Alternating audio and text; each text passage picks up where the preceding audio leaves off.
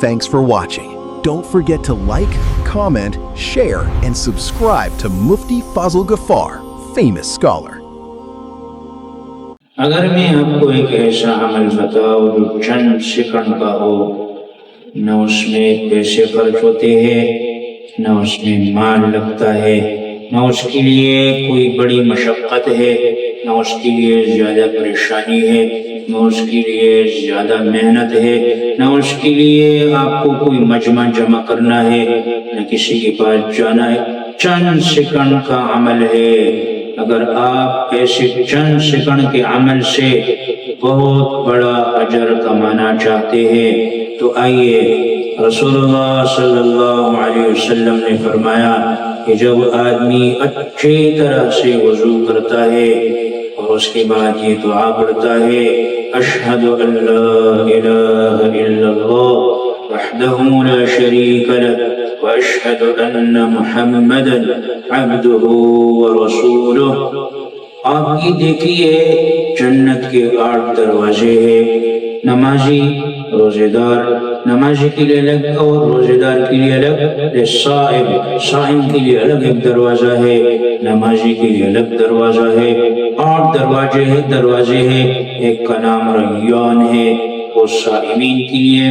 ہمارے ایک دوست نے جنت کا دروازہ خواب میں دیکھا تھا تو کہتا ہے 40 یا 50 سال خواب میں اس دروازے کو دیکھتا رہا کہ دروازے کی کیا ڈیزائننگ ہے، وہ ختم ہی نہیں ہو رہی تھی۔ جنت کیسا ہوگا، دیکھ جنت اس قدر سستی نہیں۔ تو یہ 1 دروازہ، 2 دروازے، 3 دروازے نہیں، ایک چھوٹے سے عمل سے جو سیکنڈوں کا عمل ہے اور ہماری غفلت کی وجہ سے، تو حدیث میں آیا ہے کہ جب یہ دعا آدمی پڑھتا ہے تو جنت کے 8 دروازے اس کے لیے کھل جاتے ہیں۔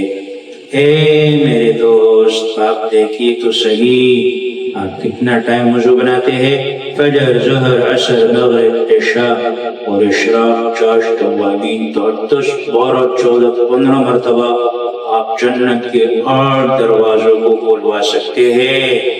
ابھی ہم بڑے بڑے وظائف تو کرتے ہیں، ہزاروں، میں نے کئی لوگوں کو دیکھا لاکھ تسبیح کر رہے ہوتے ہیں اور ہزار تسبیح پڑھ رہے ہوتے ہیں۔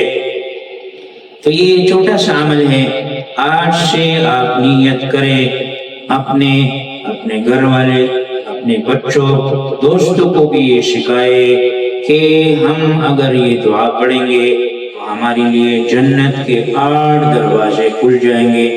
اس میں آپ مزید اضافہ کر سکتے ہیں، اللہم اجعلنی من التوابین واجعلنی من المتطہرین۔ آج سے ہی اس پہ عمل شروع کر دیجئے، اللہ مجھے اور آپ کو عمل کی توفیق عطا فرمائے۔